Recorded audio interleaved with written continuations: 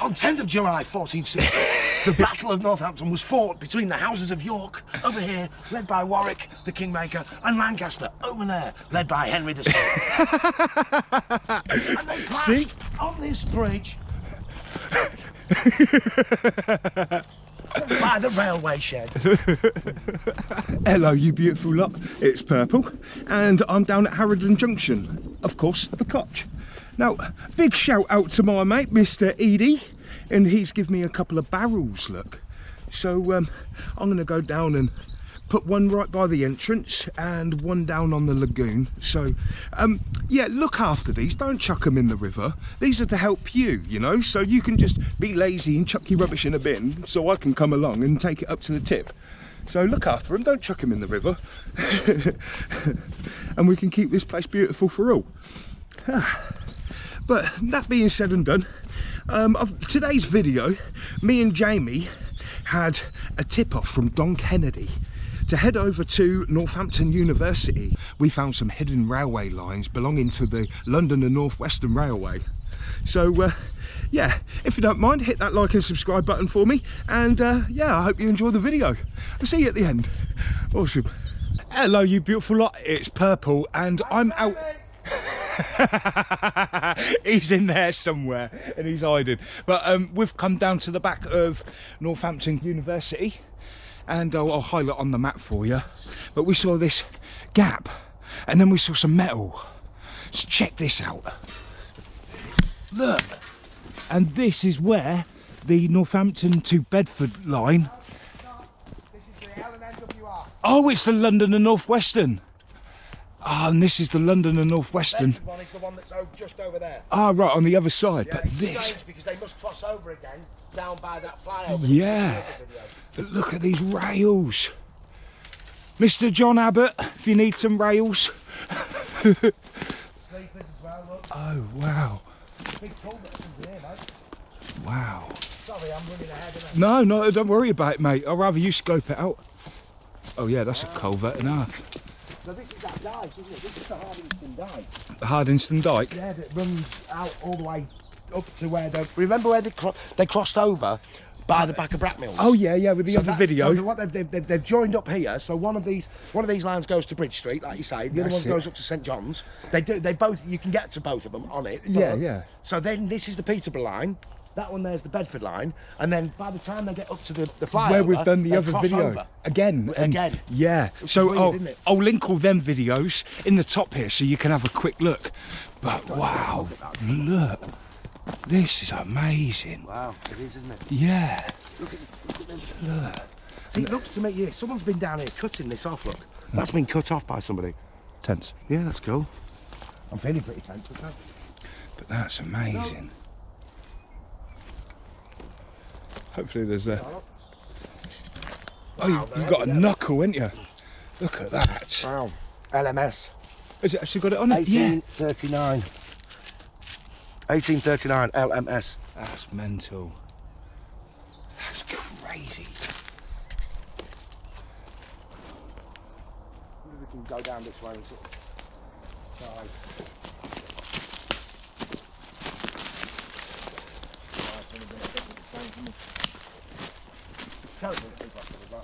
Yeah. What's this?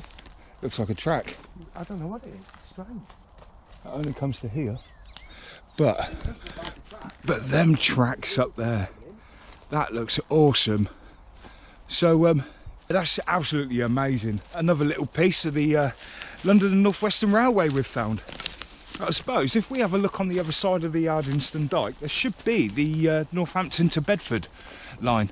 Another thing to note as well is how Northampton Station was the was St John's Station, which went all the way to Bedford St John's. The only reason I wanted to have a look at it because according to this map, there's a structure or something here. Oh, just keep going. We're not doing anything. No. You know what I mean? Aye. And so you can still see the sleeping, look. Yeah. You know, like There's two sets. And then this winds is up over here. Look. This is absolutely amazing. Oh yeah, but no, that's another line. It could be. Oh yeah, it is. Yeah, look, it's another line. So this is the junction splitting up, isn't it? Yep. So, yeah. That's crazy. Look at that. It's difficult to tell where we are because on the map, obviously, the overlay is in just It's a little bit dated and it's not exactly bang on. It's just leaves. I'm just looking down through the trees. These two bollards being here.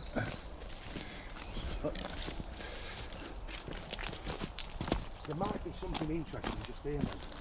I might be wrong. Might be wrong, but there's another rail up against a tree. Yeah. There's a tree eating it. That's a bit that they've not been able to take out. Yeah, because this tree's eating it. Swallowed it. Look at that. Right looking handle, that is. It's obviously crossed over the dike at some point. That other set of rails, yeah, there's a bit of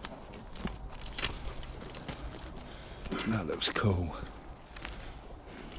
So there's another that culvert to the dike. And this is what I'm talking about. I think there was something here. Look at the brickwork. Look, you've got bricks there, look. Bricks everywhere. But this has all been fenced off again. This looks like it's... So this leads back up to where? Yeah, you will. Look, I can see it in the background. Yeah, look. yeah, that's the A45. That's it. So if you see the A45 in the background up there, just up here, that's where me and Jamie did where we did the Bracknell's exploration. So I'll link that one up here. Just tap on it and it should take you directly to the to the video. I love that culvert. Look. Yeah, yeah. It's like the one we saw earlier, isn't it? It is. I wouldn't like to put my foot in it though. No, so that's just, so that there is just going to run along there, and then Delapre Lake is just going to be on the other side. Yeah, because there's another rail just. The way that, sorry, look at the way the tree's actually growing out of the bridge. Oh yeah. Oh wow. Yeah.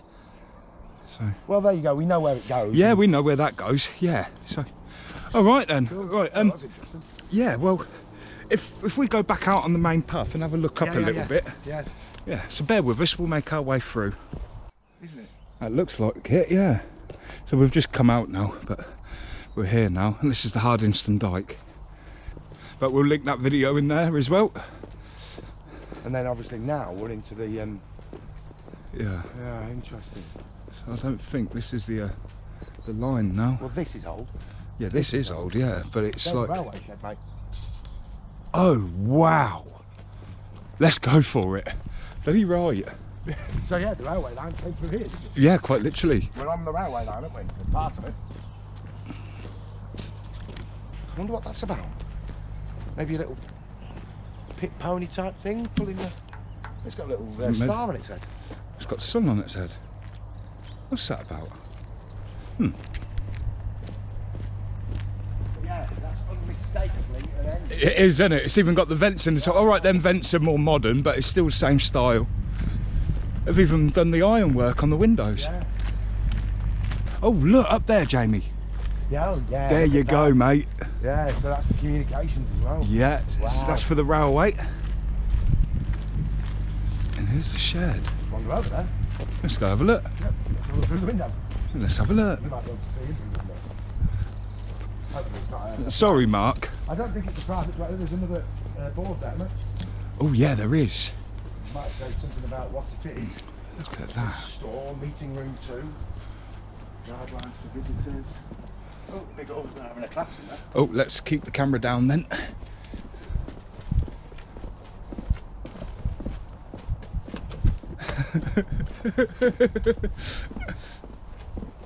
Oh, it looks like a mess hall.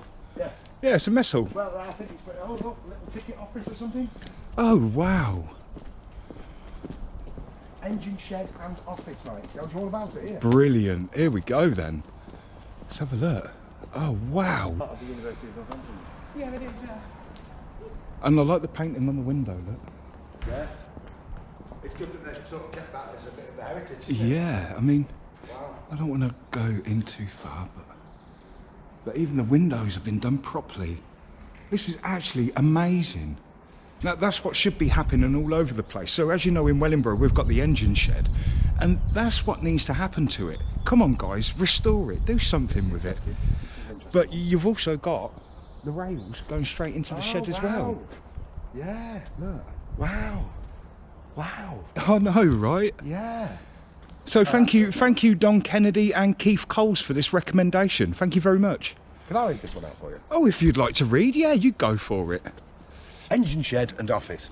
The engine shed, behind us, was built in 1873 as a sub-shed of the Wellingborough roundhouse and was used to store, service and repair steam railway engines. The building that stands today was originally built to house 4 locomotives and cost around £6,000 at the time, about £250,000 in today's money. Wow. So, represented a significant investment in Northampton's transport network. The shed closed in 1924 following the amalgamation of various railway companies following Lloyd George's Railway Act.